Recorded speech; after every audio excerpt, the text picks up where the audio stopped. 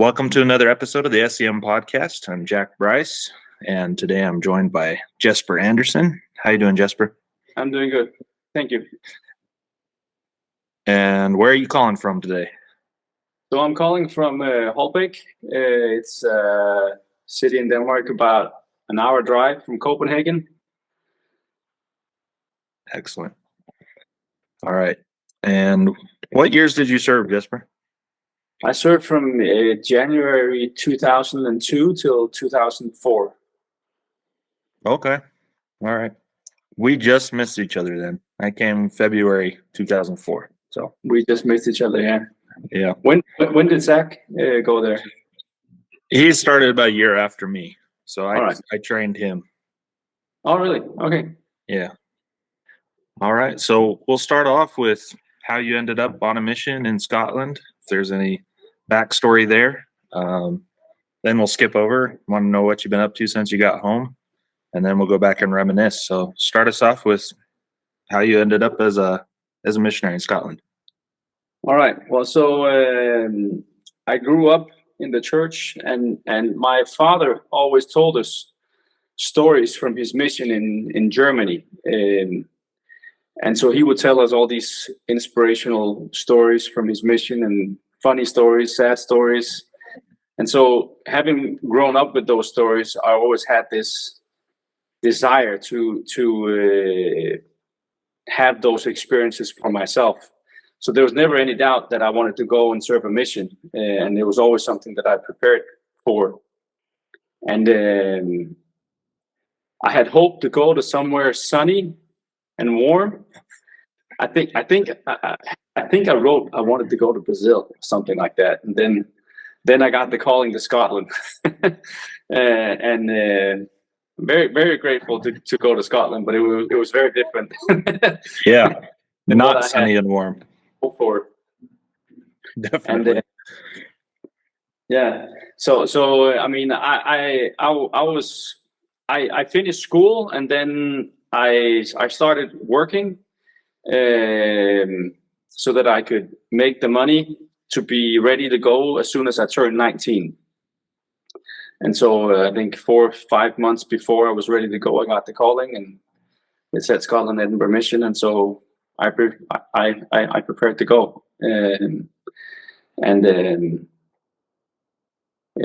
went to the MTC in January, and I got who I think it was Elder Jeffrey Marble. He was on here a few months ago, actually. He was my companion at the MTC. Okay. It was a pretty big group, I think. 10, 12 people or something like that. Nice. Going to Scotland at that time. Did you speak English before then? I did. I mean, we have English in school quite early on. But I had a really hard time understanding what was going on when I got to Scotland for the first few months, almost, you know, because the dialogue was. I mean, I wasn't that sharp in English. I knew I could speak English, I could understand English, but yeah, not that. That's different. Scottish came by natural. That was that took some time. Definitely. All right. Well, so January 2004, you got home. Tell us what you've been up to since then. I mean, it's almost 20 years now. Almost 20 years, yeah. So 6 months after I got back, I went to a youth convention, Festenor, they call it here. That's where I met my wife. She's from Finland. And yeah, we have 3 kids now. The oldest one is 15, Elias, and Isabella, she's 11, and Emilia, she's 8. The 2 youngest girls, they're very active gymnasts, and the oldest one is a very serious cyclist. Oh wow! I don't think I go too far by saying he's probably one of the best in the world in his age, 15. Wow. So we tour around Europe all the year where he goes racing. It's a busy life. And then Yeah, I guess so. 7 years ago, I started my own company. We have a company called Planlei. I think it's pretty difficult to translate to English, but basically what it means is to plan and to play. And so the company that we have is selling playgrounds and outdoor equipment to schools and nurseries and building projects and stuff like that. Okay. That sounds like fun too. Yeah, it is. We have a lot of fun doing that. That's great. Oh man. All right. Well, let's go back. You can start at the MTC or Scotland, wherever. We'll just kind of walk through areas, companions, and whatever you want to cover. All right. Well, so I went to the MTC. I had Elder Marble as a companion. It was I think three long weeks. It was a great experience, but I was ready to go to Scotland. I was about to explode. Yeah. Yep. So I got to Scotland. I got Elder Smoka as a trainer. He's from Utah, and he was a great trainer, great missionary. I remember when I met him, I think it was the first night, he took me aside and he was like, Elder Andersen, are you good at listening and understanding the promptings of the Spirit? Because we need that. He was very humble and just a great teacher, great missionary, great trainer.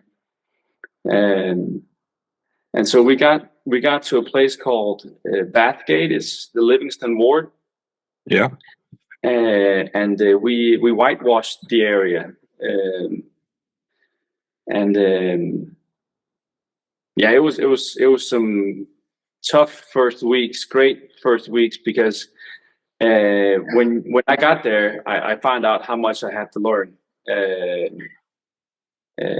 In particular, in trying to teach in a foreign language. I could understand the whole conversation, but teaching the gospel in English, that was an obstacle for me in the beginning.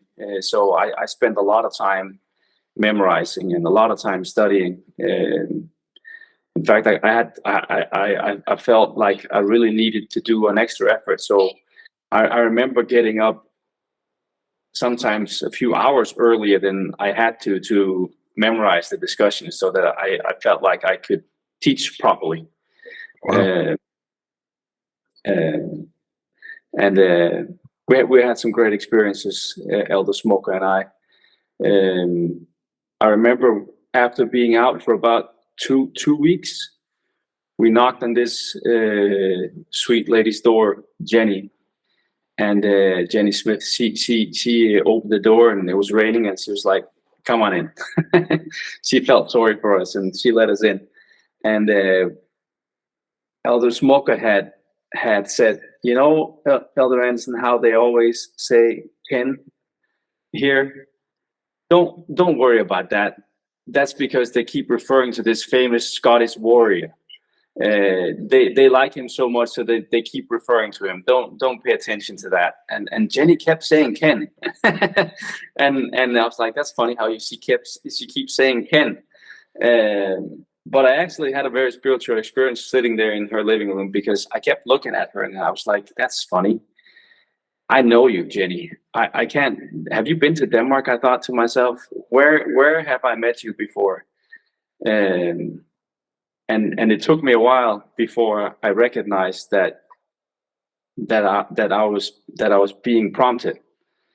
Elder Andersen, you know her because she's going to join the church, and I had that feeling that I knew her. And so I remember walking back to the apartment afterwards, and Elder Smoker was like, "So, Elder Andersen, what kind of things do you think we could have done better?" And there was a lot of things I could have done better, because I was brand new. And he was just being nice, trying to help me realize some of the things I could have done better.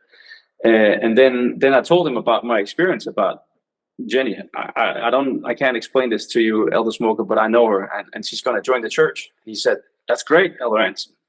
let's work with her. And he was very humble and great at having faith in me. And so we worked with Jenny, and she had a lot of obstacles she had to overcome to get ready. But she got baptized. And one day we were sitting in her living room, and her sister Delia was there, and she was like, "How come you haven't knocked on our door?" And we're like, "Where do you live?"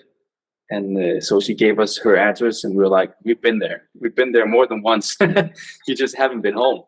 And so we started teaching Delia, and she had 2 kids, Robbie and Sarah.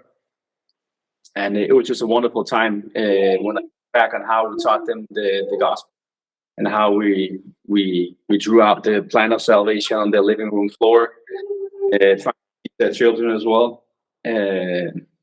Great memories.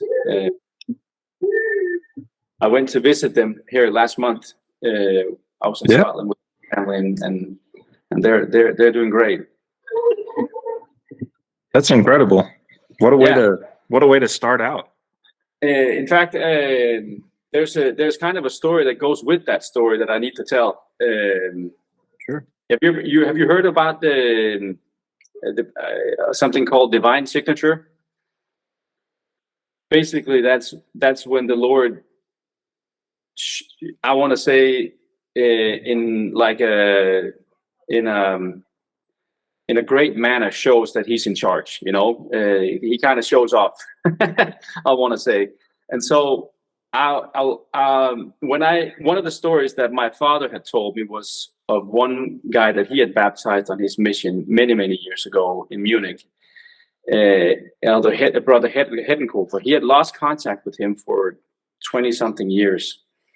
And then my older brother was getting ready to go on his mission. He was going to Leeds in England. And then he got a roommate on the MTC called Elder Heddenkofer.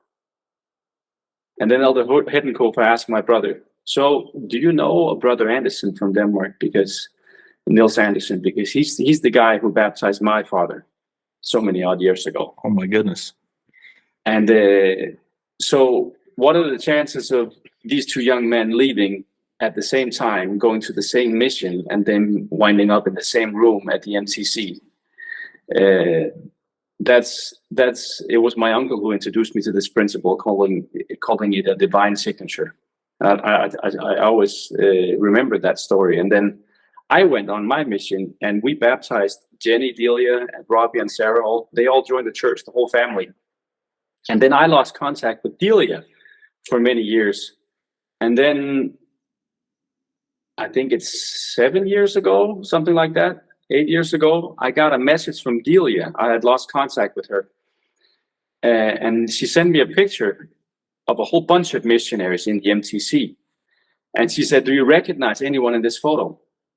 And so I looked closely on that photo, and I saw a picture of my cousin, Louise. And I was like, "Louise, why is Delia sending me a picture of my cousin?"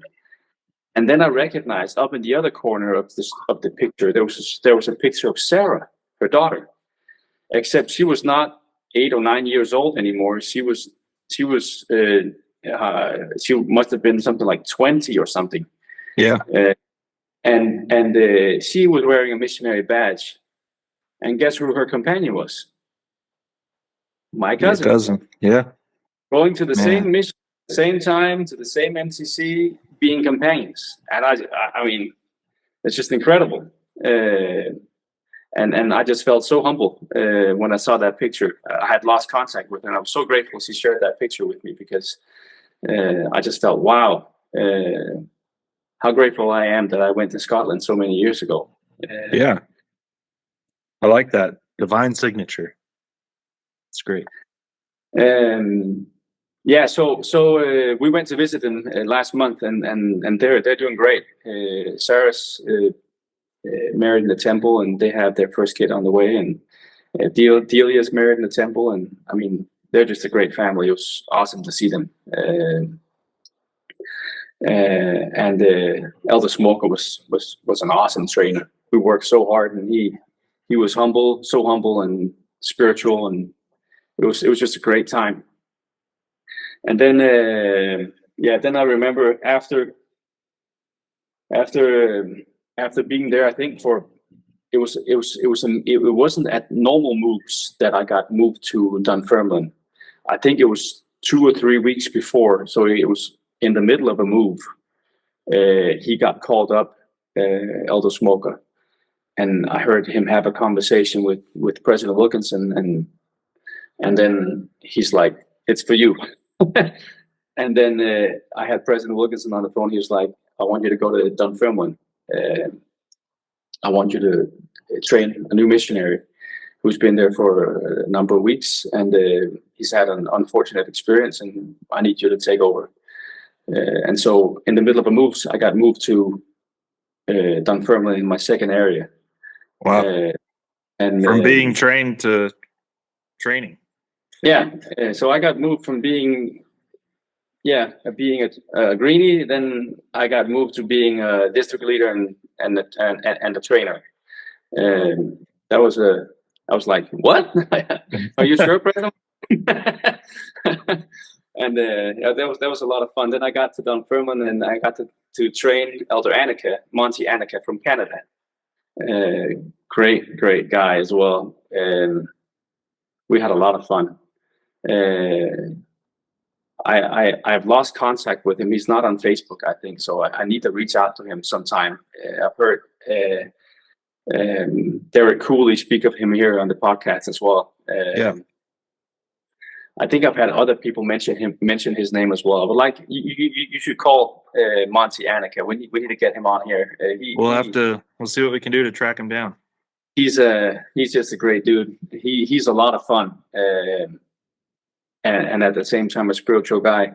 So I remember getting there, and they had this funny bathroom where you could switch on and off the water on the outside of the bathroom. So there was like this tradition when you got to this flat that when you went to the toilet, then the guy who knew about this would then aim the shower head towards the toilet seat and switch it on full power. And then as soon as you sat down doing your business, then he would switch on the water on the outside. And you could do nothing except just sit there and eat the water. It was a lot of fun. So every new missionary who came to that apartment got that treatment. It was a good tradition. And we had a great time there. So we had a few baptisms there as well. We baptized a guy called Wayne, and we also had a very young guy, Kyle Hood, who got baptized. That was with Harry Mueller. I think I was with Elder Annika for 2.5 months, something like two months something, and then he got moved off, and then I got to train again a guy called Harold Mueller from Switzerland. Okay. He was an older missionary. He was 26 when he got sent on his mission. Also a very humble and great guy. I didn't sleep very much because he snored, but he was a great missionary. I was like, "Elder Mueller, stop snoring." He would snore so loud, but man, he had a big heart, and we had a great time. And we found Kyle Hood through what's it called, GQing on the high street in Dunfermline.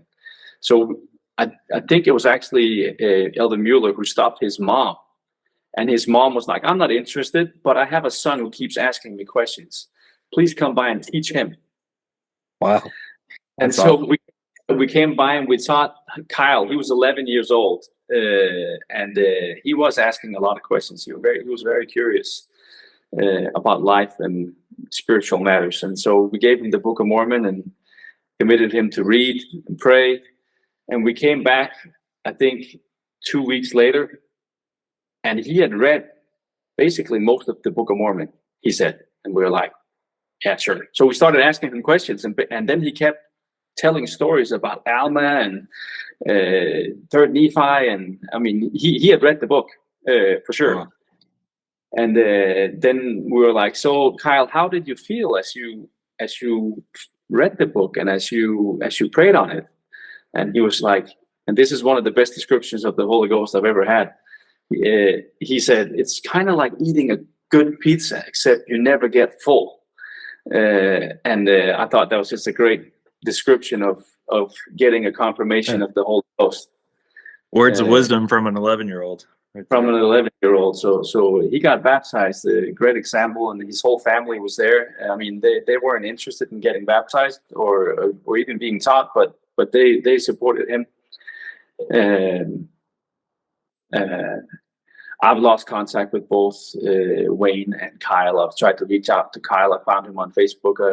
I don't know how he's doing today, except I know he's married. But great kid, great experiences, and a great time there in Dunfermline. We visited with Paul and Sister Lynch in Dunfermline. Great family. He was the ward mission leader at the time. So I went there. Yeah, I wish Zach was on, because he spent a good amount of time in Dunfermline. So. Oh, Zach spent time there? Yeah. Yeah. He will know the Lynches. So it was great seeing them. They live in the same spot, the same house. The only thing that had happened that's important is that their oldest son passed away. I think last year. He was he was handicapped. Jared, I think was his name. But he had made a big influence in the whole ward and the whole stake. Everybody knew who he was. Great family, good example of so many things. It was great seeing them again. And then after Dunfermline, I got moved to Stornoway on the Isle of Lewis, and I got to be companion with Elder Gilmore, Elder Red Hawk Gilmore. Right. Wow, powerful missionary, great guy. And also with Elder Olsen, Trenton Olsen from Utah as well. Great missionaries, both of them.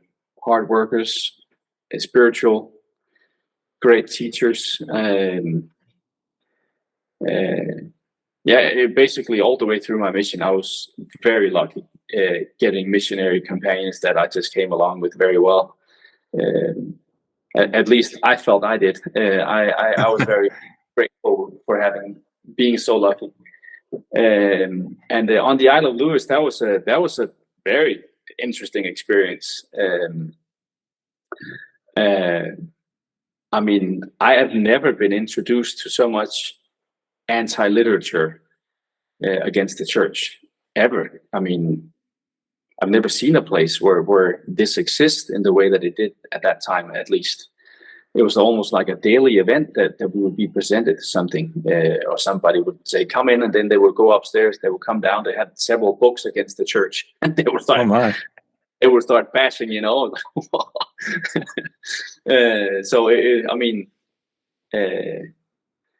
it was a high learning curve at that point. And I think it was a great protection that you were missionaries when you presented with all that. So I don't think there's much that I haven't heard or haven't been presented because of that time there, which for me was a good learning experience.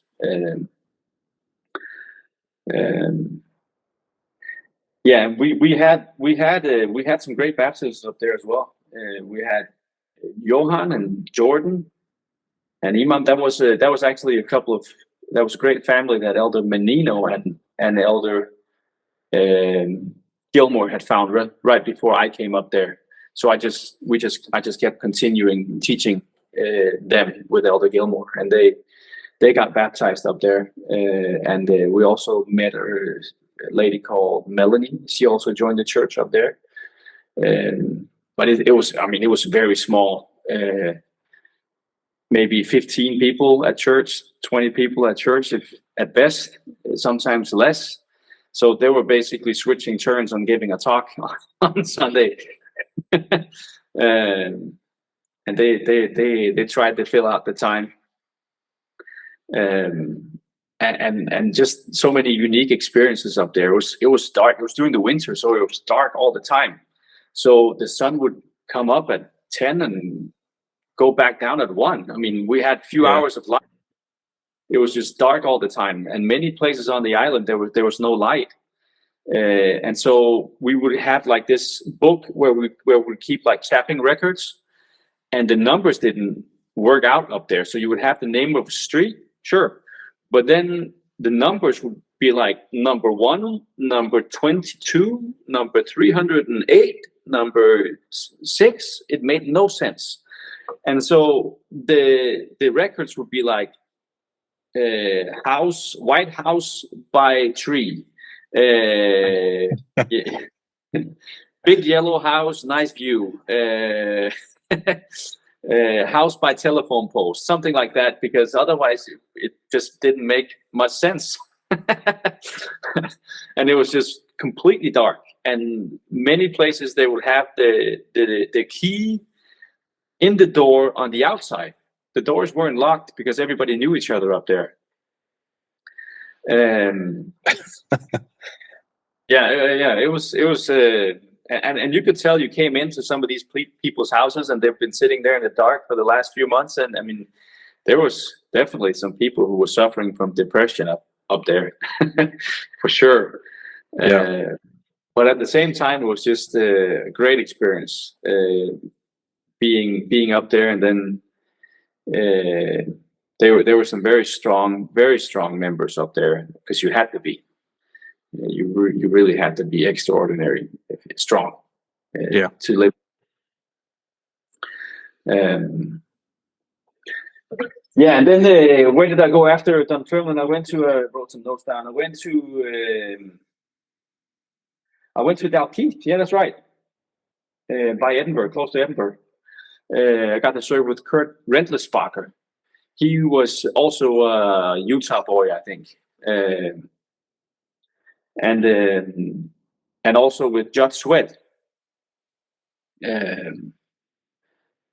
He was a former wrestler, I think.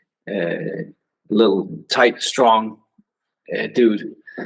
Both very humble and spiritual giants. I had a great time with them. And that was I think that was a zone leader area. So we had the Edinburgh zone as part of that, I think. That was the Dalkeith ward, which was a great ward, strong ward. Elder Rindlisbacher had been there for, I think, 4.5 months or something by the time I got there. And he got to be there, I think, with me as well for even longer. So he was there for quite a while. So he knew the area very well. So he showed me around. And we had a few baptisms there as well. We baptized Marion Halliday. I've tried to reach out to her many times without luck. And when I went to Scotland, I went to visit her. So I knocked on her door, and Marion came out, and she's like, "Who are you?" I'm like, "You remember me?" And she's like, "Maybe." And it's Jesper Andersen from Denmark. "Is it you?" Come on in, come on. And so she let me in, and it was great to catch up with her.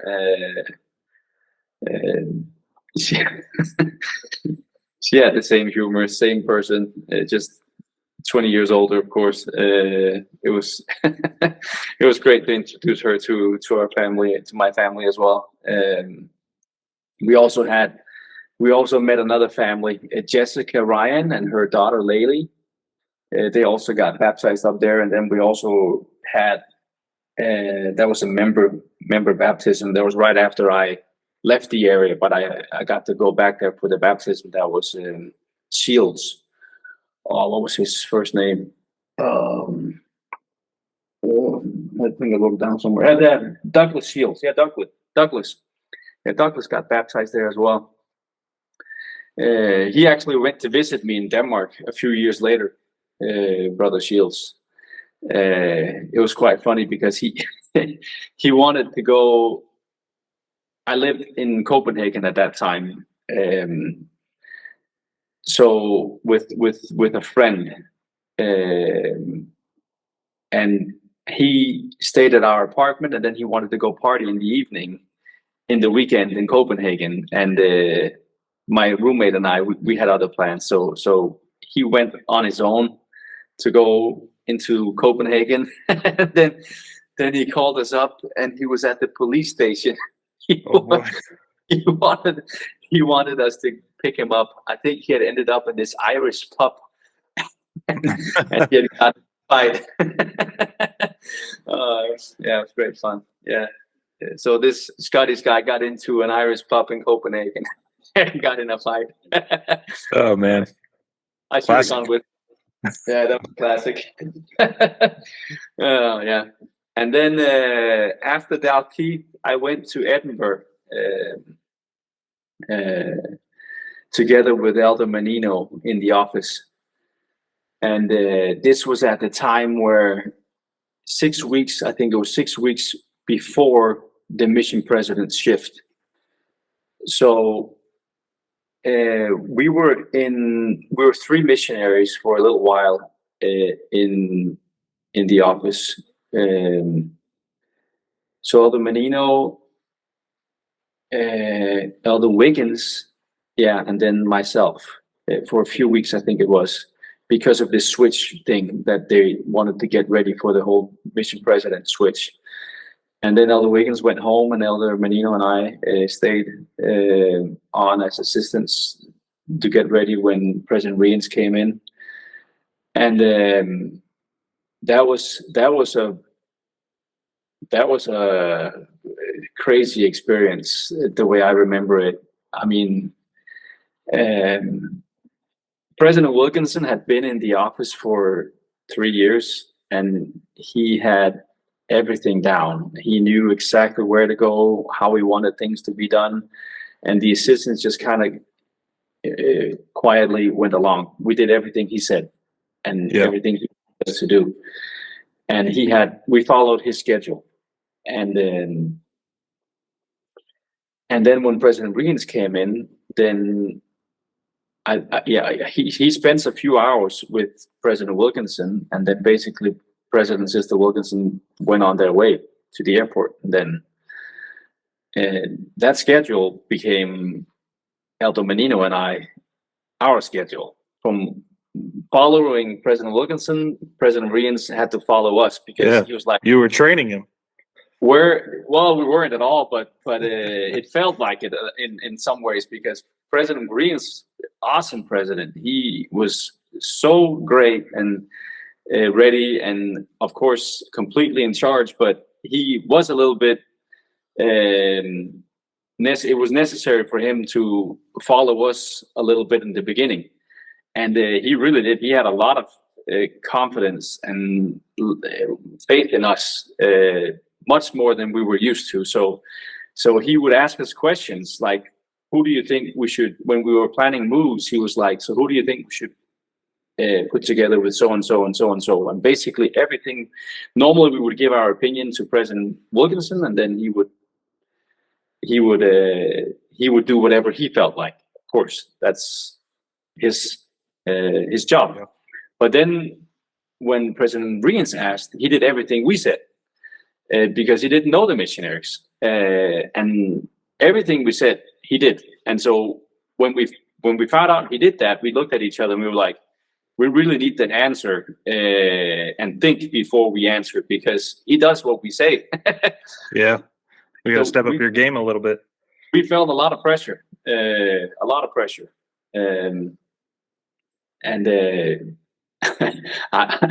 we didn't sleep very much. I remember that. I remember being so tired that when we drove around in that Volkswagen thing, that Vauxhall, it was a Vauxhall car that we drove around. I remember we were so tired that I would pull the handbrake during a red light and I would fall asleep. And then Elder Menino would give me an elbow and like, it's time to go. All right. Oh my. yeah, there was just so much things that need to be done, and all the traveling around Scotland, because as I remember it, we were 5 or 6 zones Yeah. or something like that. There was 6 or 5 stakes as well. Yep. At that time. I think it's gotten a bit smaller now.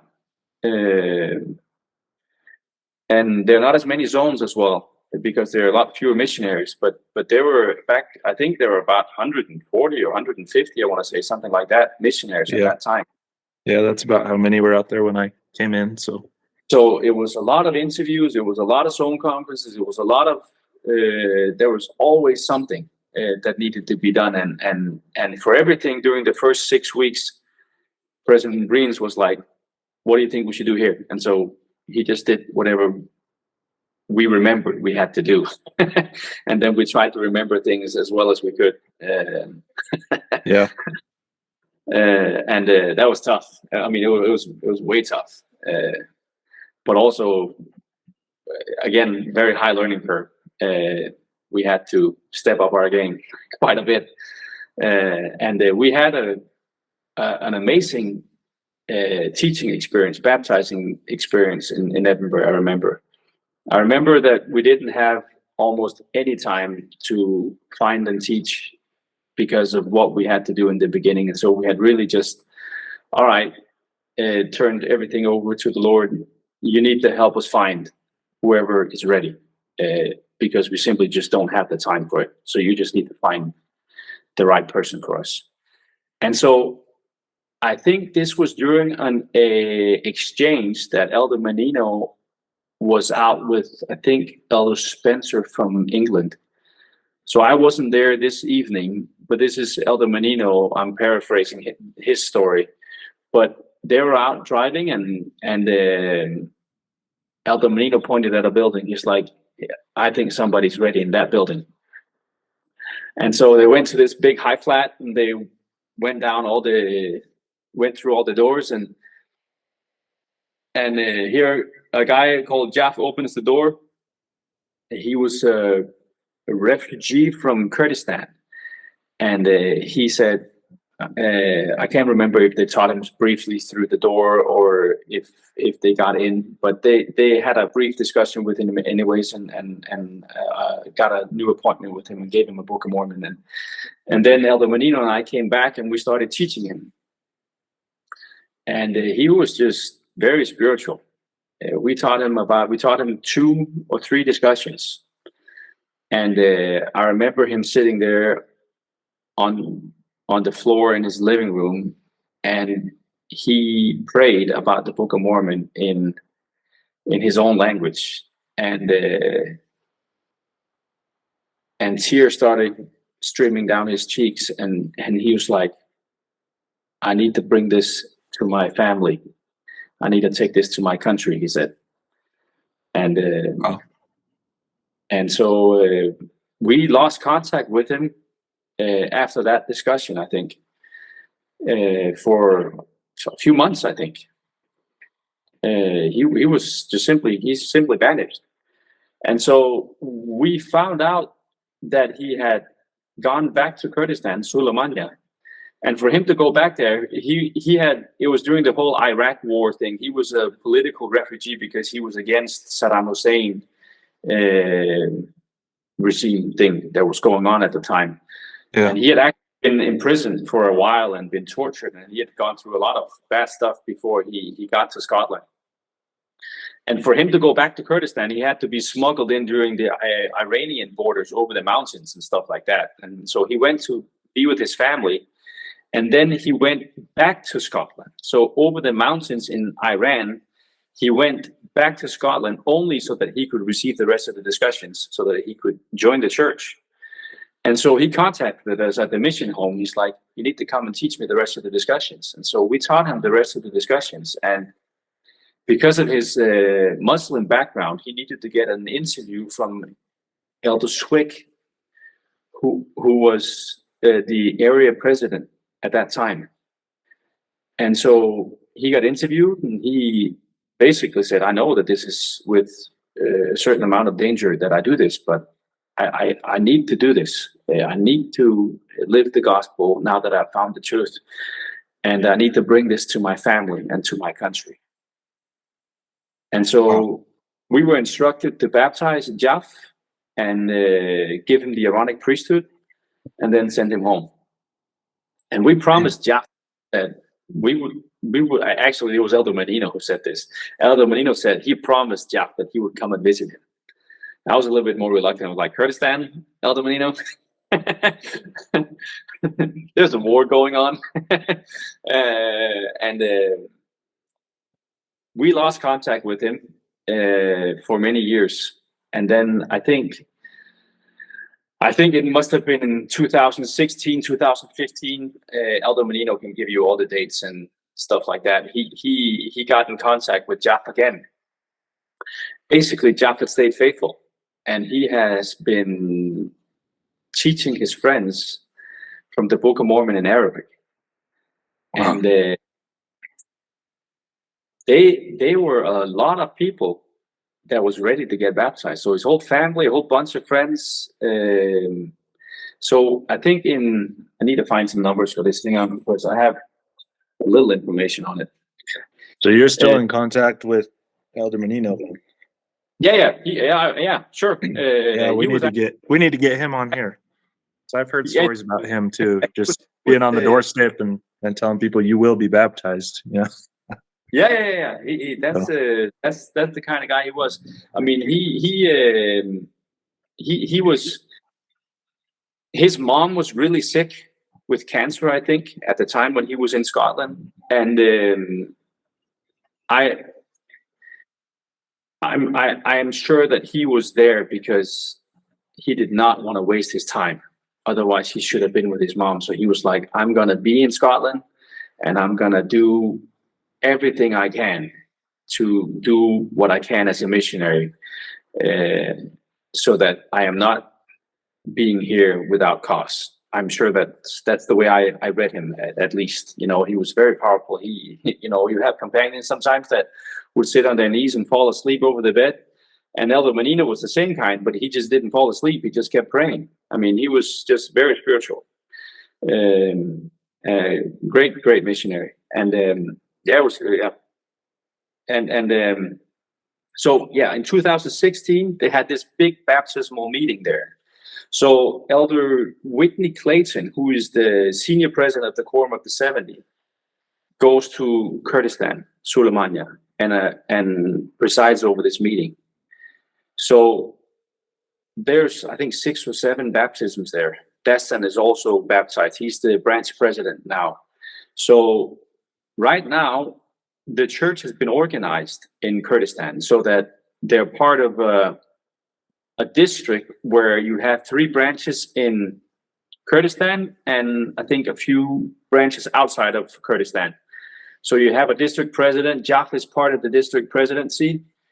And I mean, I think there are about 30 people that are coming to church or something like that. I mean, that's amazing. Yeah. So Elder Bednar came there, I think in 16 or 17 with his wife and visited with Jaff and his family. And they have some senior couples that helps them lead the church. Many of them have military background because of where they are and because of the history. And so they are more capable of being understanding towards the environment that they're in. And yeah, I mean, they're doing great. His youngest daughter, Daniela, is on a mission now in London, which is also, by the way, where Sarah went on her mission from Livingston, and also Robbie went to London as well on his mission. So 3 kids of people I've taught have gone on missions in London now. I hope their youngest son, if he goes to Scotland or London again, I don't know what to say. I mean, it's incredible, but she's doing really well. Yeah, I mean, so the church is in Kurdistan today because of Jaff was in Scotland 20 years ago. That's really cool. So yeah, that was, I mean, just a privilege to be able to be there with Elder Menino and teach a guy like that. I mean, we had no clue who he was at that time. Yeah. But yeah, it's just a great chapter, I feel, of a small chapter of church history, really, because it's going to be very interesting to follow what's going on in Kurdistan for the next 10, 20, 30, 50 years. Right. And it actually started in Scotland. And that's so cool. Yeah, so that was Edinburgh. I went to Ayr for the last 6 weeks of my mission with Elder Mannon.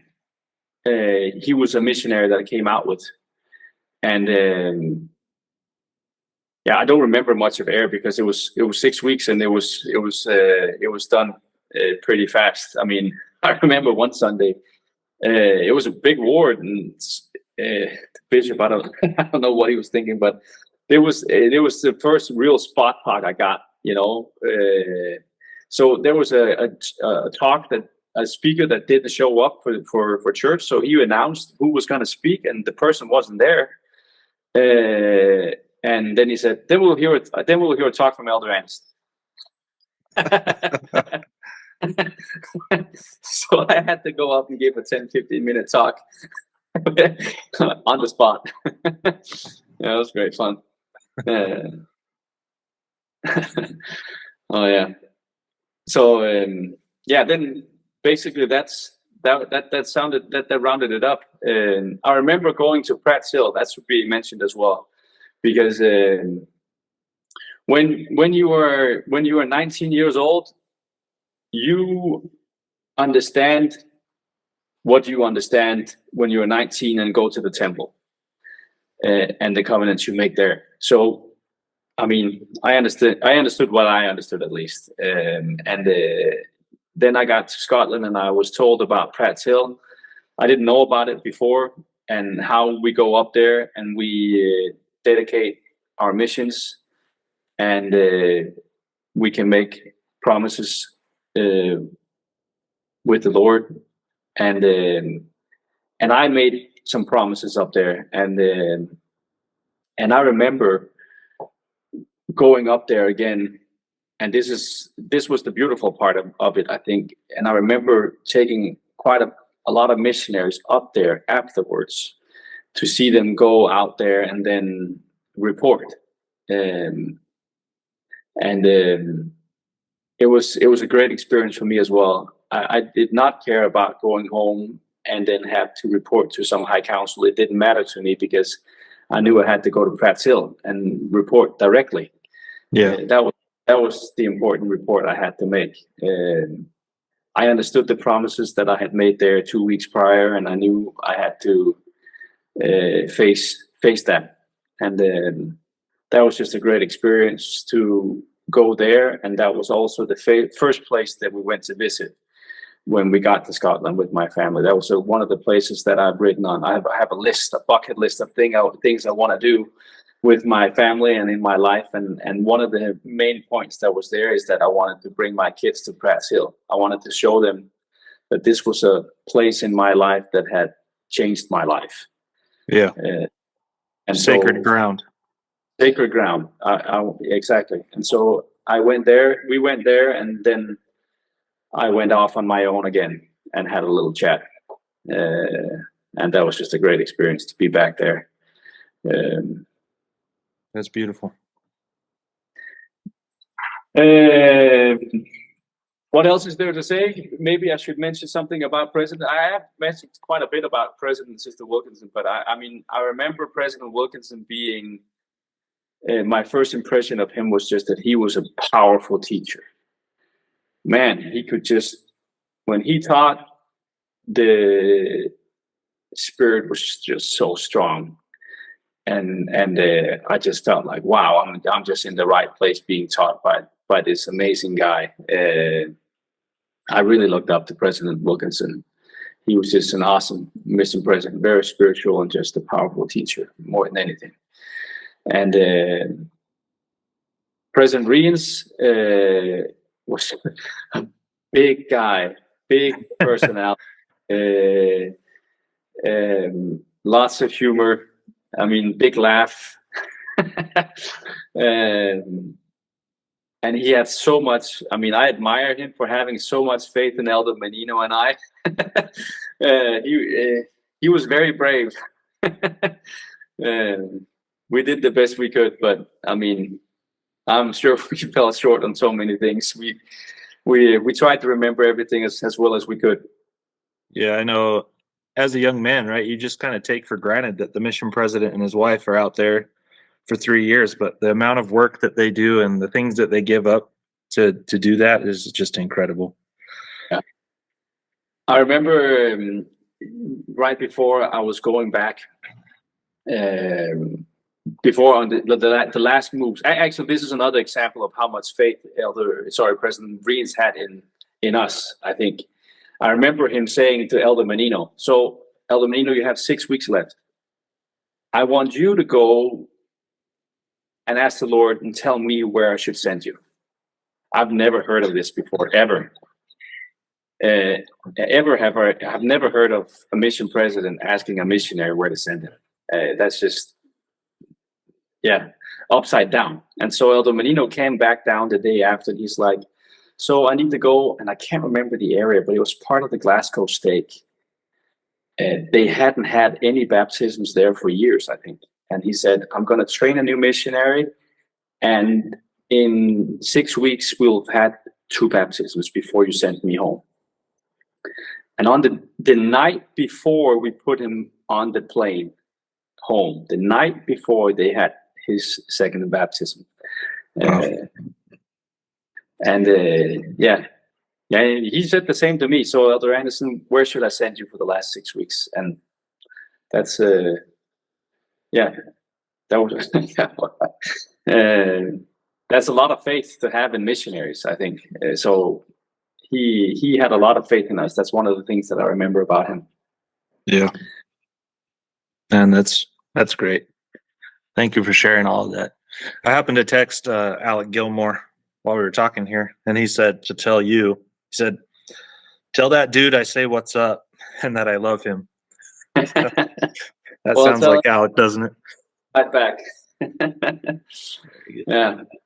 And that's true for all of us. Just for like one of the benefits of doing this podcast and getting to host it is just to tell everybody who served in Scotland, we have this kinship through that country, whether we served at the same time or not, that just, it extends beyond all boundaries. So yeah, I love you too.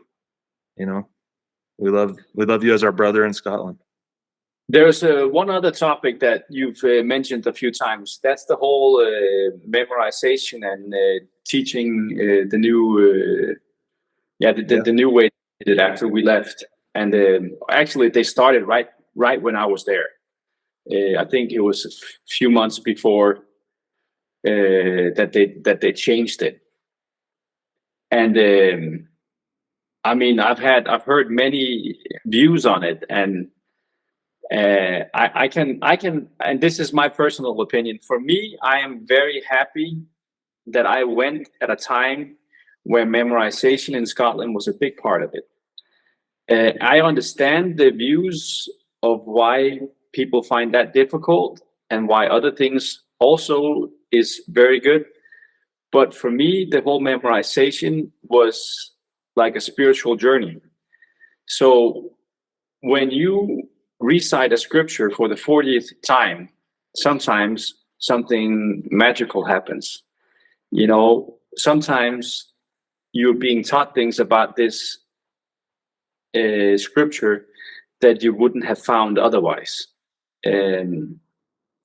And so I have so many testimonies and so many spiritual experiences through memorizing in Scotland that I would not have been without. And in my perspective, I think that made more effective teachers, not because they should recite things, but when you seek to obtain my word, as it says, don't seek to declare my word, first seek to obtain my word, then shall your tongue be loosed. I think there's many ways of obtaining the word, but I think memorization is just a very effective way. And when you have memorized the scripture, you always know where to find it. You don't necessarily have the ability to recite it, but you know exactly what it says and where to find it immediately. Yeah. And for me, that was one of the things that helped me to be effective. I felt not that I would teach the discussions. Principle 1, 2, 3, 4. I would listen to the investigator, and then because I had it memorized, I could switch it up whichever way I wanted to, and teach them exactly what I felt like they needed. And it was easier for me to cover the principles because I had them memorized. That's at least how I feel about it. And in Scotland, they had big traditions about this. I mean, I actually found the whole material because I kept it, and it was a lot more than I remembered. Actually, I mean, first you memorized all the discussions. There were 6 discussions. Right? You didn't do the memorization part when you were there, right? I came in and was given that packet like day 1. And I think actually I did. Were they called sticks or something? I did the first set. So I did the discussions, and then I did the first set of scriptures, got those passed off before the whole thing changed completely.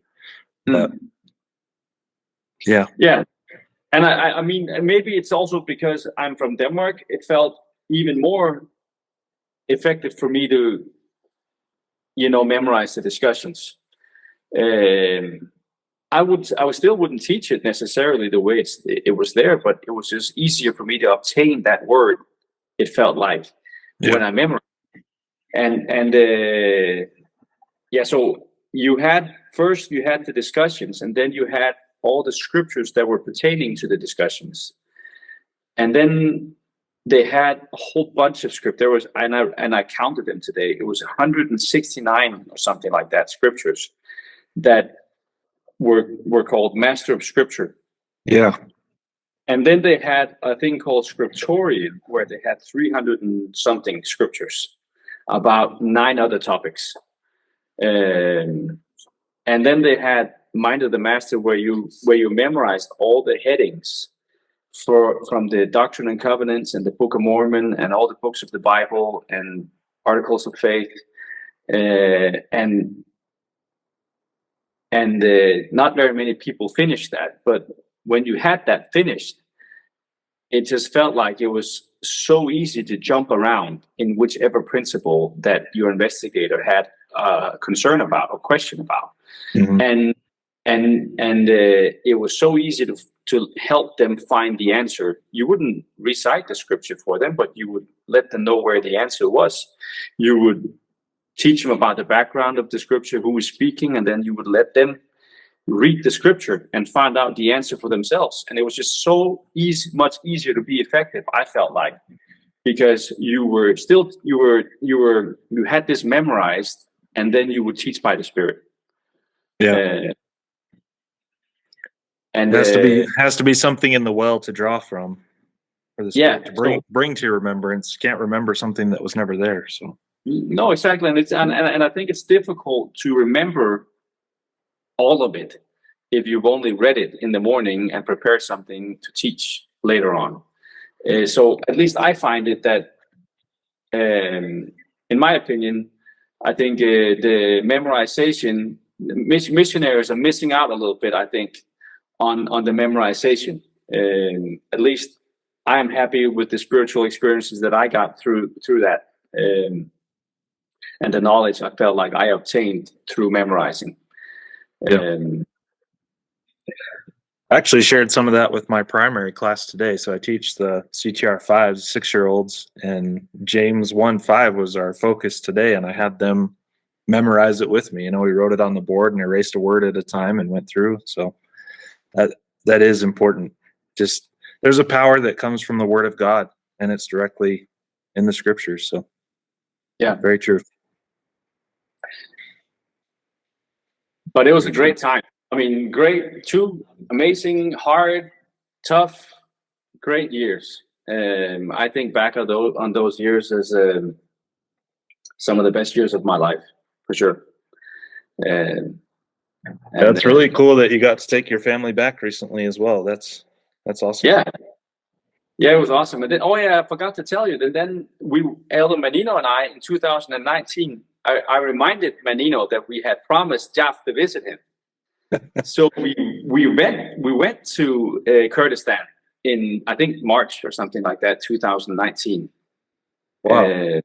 And visited with the saints there, and it was amazing experience. I never dreamt that my mission in Scotland would take me to Kurdistan, and so we were greeted by this whole bunch of people that knew who we were. They knew exactly who Elder Menino and I were, and we knew not who they were. And they hugged us and kissed us, and I mean, it was just incredible. It was it was a sacred experience to be there with all these faithful saints in that part of the world that are just so brave, because it is not easy to be a member there. You need to be very quiet about it and very careful because of other things that goes on in that country.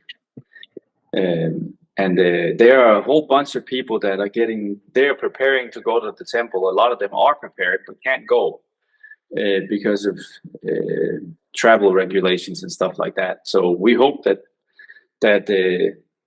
rather sooner than later they'll have a chance to go to either the Rome, Italy temple or Johannesburg temple, and then hopefully we'll have a whole bunch of saints from Kurdistan going there. Yeah, man. That's kind of full circle to where you started, right? God's signature. Yeah. Yeah. I kind of feel like I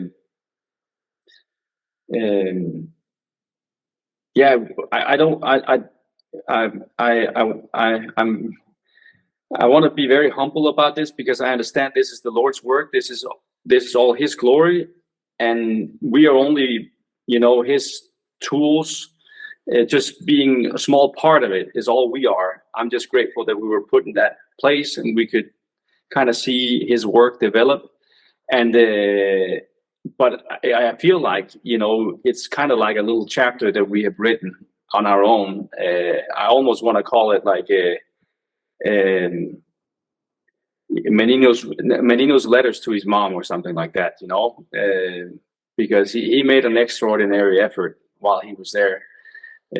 I think because of his mom, and boy, was he and we were blessed through that. Please have him reach out to us.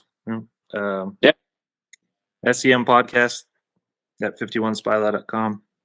I told him about it. He knows. Yeah. He knows that he is listening on it, at least to some of them. He told me. I met him last month. He was in Denmark. He works for the church, so he was.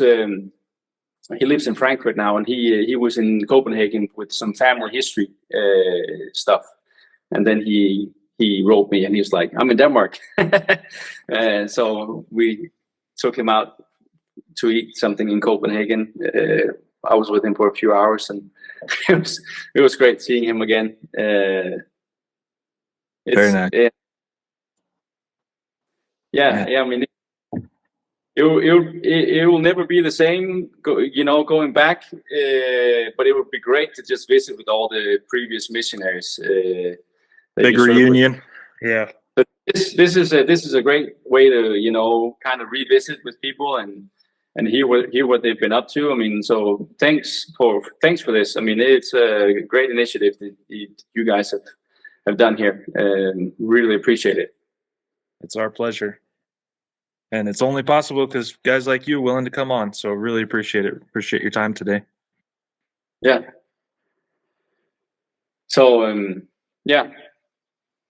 I don't know if there's anything I forgot. I mean, I could tell stories about all my areas for hours, but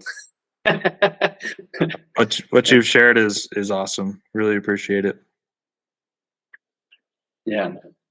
And send, you're from, like I said, just a little bit older than me in the mission, and we haven't had a whole lot come on from that generation, I guess. So everyone you're still in contact with, when this is published, share it with them. Send them our way. We'll get them on as well. Yeah, you should definitely reach out to all those. I mean, people that. I mean, I would love to hear from all my companions. I think the only one that has been on. No, there's been two actually, with Elder Marple and then Elder Gilmore has been Yep. on. Yep. And it's really fun to hear from those people that you've served with. Yeah. And see how they're doing. Agreed. We're here for it. So anybody listening, if you want to come on, just hit us up. You can go to 51spylaw.com, fill out a contact form. That's probably the easiest way. Easy to remember as well. So. Oh, and did you know that they don't do the Pratt's Hill anymore, and they don't do the Mission Tie either. Really? Since it's yeah. Ireland combined now? Yeah, Scotland Ireland Mission is combined now. I went to the mission home, and the mission president wasn't there, unfortunately, but I visited with the missionaries that was there, and they basically told me that they're not allowed to wear the mission tie anymore. And also they don't do the Pratt's Hill anymore either. Wow. Which I think is very unfortunate. I mean, yeah, that's a shame. I was very grateful for that experience, at least. Yeah. Me too. So yeah, we cover. We'll talk to anybody, of course, who served in Scotland, but generally our time range is the decade from 2000, 2010. 2010's when it combined with the Scotland Ireland, or became the Scotland Ireland Mission. So I think the youngest, or I guess like the furthest back we've had somebody is maybe 1990. We might have had a 99 somewhere in there, but yeah, it's generally that decade before it switched. So yeah, when did it switch in 10 or 9 or 10? Yeah. 10. Yeah, and it's not very big anymore. I mean, there are not very many missionaries. They showed me this map, and there's only, I think, 4 zones or something like that in Edinburgh. Sorry. We've talked to some who were there when it changed, and they expressed that as they got ready to combine, they really dwindled the numbers down and moved everybody to the city centers. So, yeah, I think they've said 60, 70 missionaries at the time they combined, just in Scotland, which would have been, like half of when you and I were there, or less. Yeah, and when there in the beginning, I think there were even more, 170, 180 or something like that. We arrived. Yeah. Well, yeah, there's also a lot of missionaries. I mean, in Denmark, there are not very many either. There are like 30, 40 missionaries in Denmark total. It's a small country, so it makes sense, I guess. All right. Well, Jesper, thanks again for taking the time today. And thank you. We'll hear from you more in the future, I hope. Yeah, and say hi to Zach. All right, will do. Thank you. Bye. Bye.